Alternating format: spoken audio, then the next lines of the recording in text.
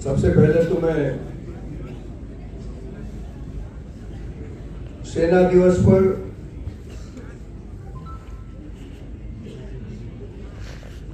सभी जो हमारे भारतीय बहादुर जवान हैं उनके साथ आप सभी लोगों को प्रणाम करता हूं।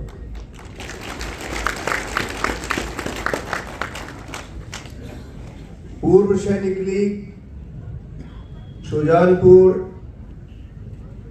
एवं सर्व कल्याणकारी ट्रस्ट द्वारा आयोजित इस कार्यक्रम में उपस्थित इस प्रदेश के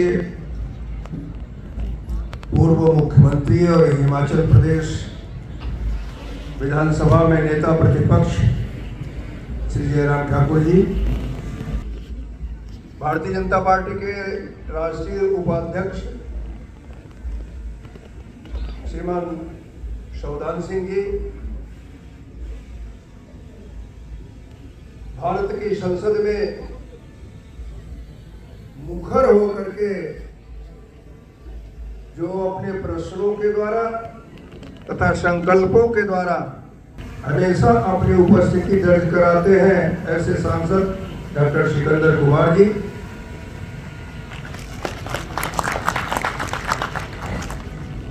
लेफ्टिनेंट ट्रैक 17 तारीख को उसके कार्यक्रम में मुझे उपस्थित रहना है।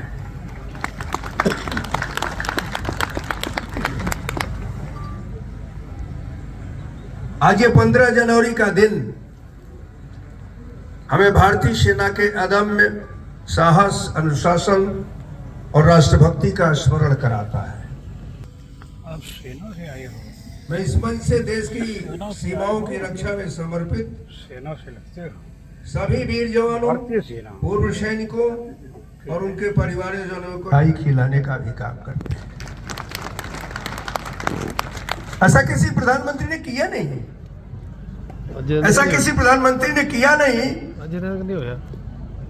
कि ओलंपिक के खिलाड़ी अगर विदेश में हैं तो पीएमओ से फोन मिलवा करके उन खिलाड़ियों से पूछे कि बताइए आपका स्वास्थ्य कैसा है, और जब वो बात कर देता है कहते ये बताओ भारत के लिए पदक कब लाओगे।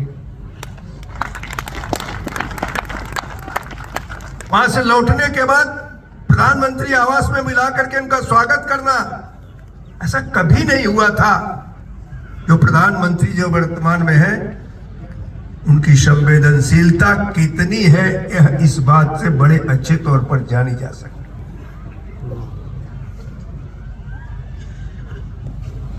ऑपरेशन सिंदूर के समय भारतीय सेना ने जो पराक्रम दिखाया और सरकार ने दृढ़ संकल्प के साथ ये कहा कि सरकार नहीं बल्कि कोई भी निर्णय हमारे सैनिक लेंगे, अगर यह कहने का साहस था तो इस वर्तमान प्रधानमंत्री के सही बात, कोई शक नहीं, बहुत कुछ किया। आत्मनिर्भर भारत का संकल्प, रक्षा क्षेत्र में स्वदेशीकरण को बढ़ावा, यह हर चीज हमें इस बात को बताती है कि हम किस तरह से अपने देश के सामानों पर अपनी निर्भरता करते चले जा रहे हैं।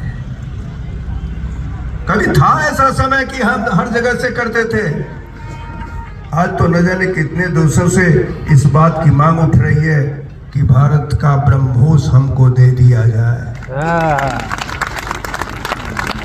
जिस ब्रह्मोस ने जाकर के पाकिस्तान में उनका पूरा दम्भ चूर कर दिया था, अब न जाने कितने देश अपने डिमांड नोट भारत के सरकार के पास भेजे हैं कि मुझे भी ब्रह्मोस दे दो।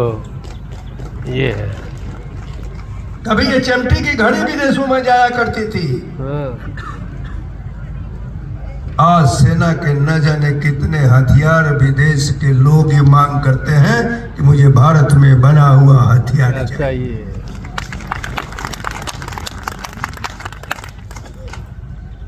उसी ऑपरेशन सिंदूर में अद्वितीय साहस कर करके जिस प्रकार से सैनिकों ने दिखाया,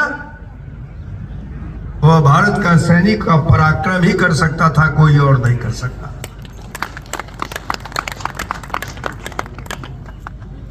और उस ऑपरेशन सिंदूर ने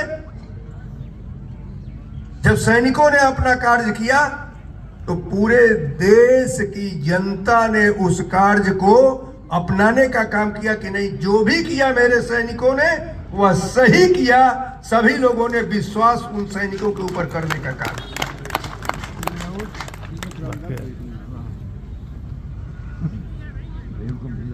यहां माताएं भी थी। मेरी आवाज अगर बाहर भी जा रही हो तो माताओं से मेरी प्रार्थना है कि ये सब कुछ तो है, देवभूमि हिमाचल है, वीरभूमि हिमाचल है, लेकिन माताओं को इस बात का निर्णय लेना पड़ेगा कि हिमाचल में बढ़ता हुआ जो नशा है वो हम कैसे रोकें। हमारे घर में हमारा लड़का नशा ले रहा है तो उसको कैसे दृढ़ता के साथ कैसे रोकें। भाषणों से नशा नहीं रुकने वाला है, समाचार पत्रों में समाचार देने से नशा नहीं रुकने वाला है। नशा तो रुकने वाला है प्रत्येक पंचायत में रहने वाले लोग जो गांव में रहते हैं। ये दृढ़ संकल्प लें, सिरमौर की उस महिलाओं की तरह से जो लाठी और डंडे लेकर के खड़ी होती हैं और कहती हैं कि मेरे यहाँ नशे का व्यापार करने वाला नहीं आ पाएगा। इस बात को हमें समझना होगा। इस नाते मैं ये मान करके चलता हूं,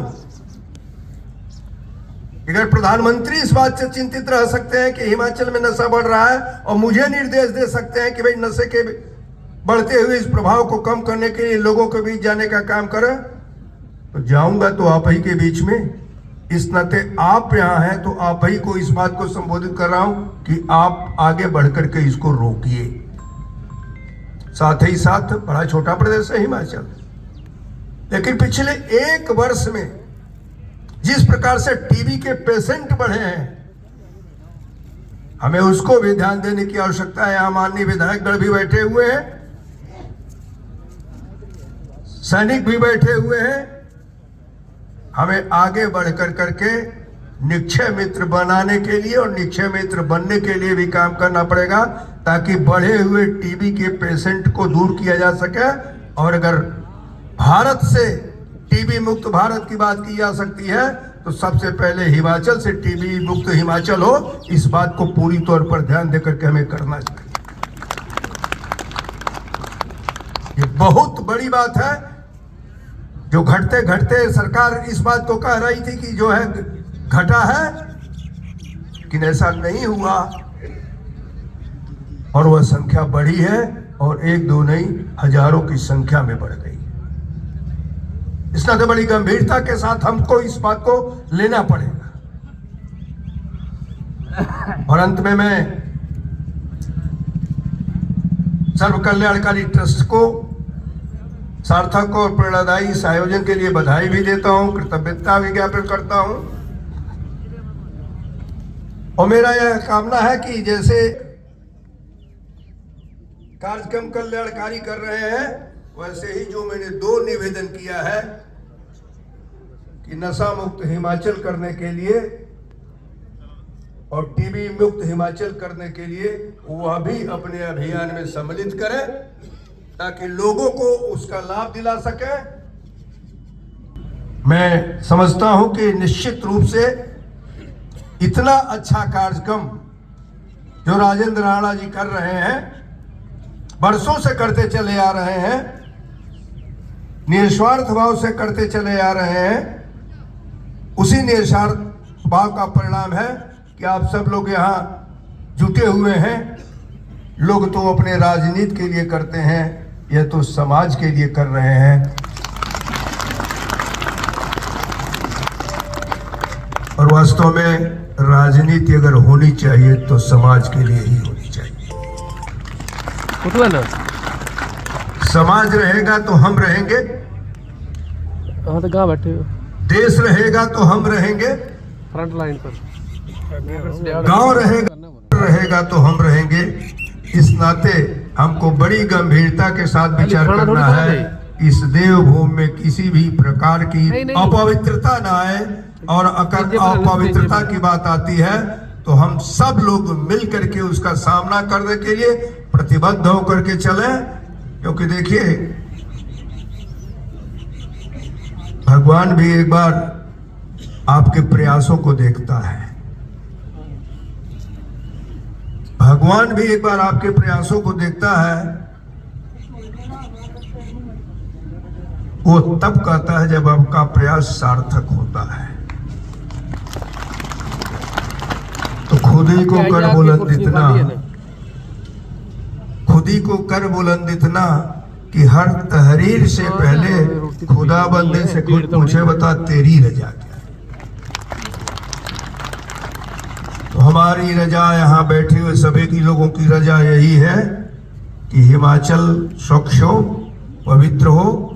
इधर जितनी दुर्घटनाएं हुई हैं, चाहे वो बस के कांड हुआ है, चाहे अग्निकांड हुआ है, मैं उन सभी मृतात्माओं को हिमाचल प्रदेश की जनता की तरफ से श्रद्धांजलि देता हूं। आगे हिमाचल में इस प्रकार की घटनाएं न हो, हम लोग सतर्कता के साथ देखें और उसको न होने देने का संकल्प लें। बहुत बहुत धन्यवाद। अधिनायक जय हे भारत भाग्य विधाता, पंजाब सिंध गुजरात मराठा द्राविड़ बंग, विंध्य हिमाचल यमुना गंगा, उछल जलधि तरंग, तब शुभ नामे जागे। जय हे भारत माता की जय। भारतीय सेना जिंदाबाद जिंदाबाद जिंदाबाद।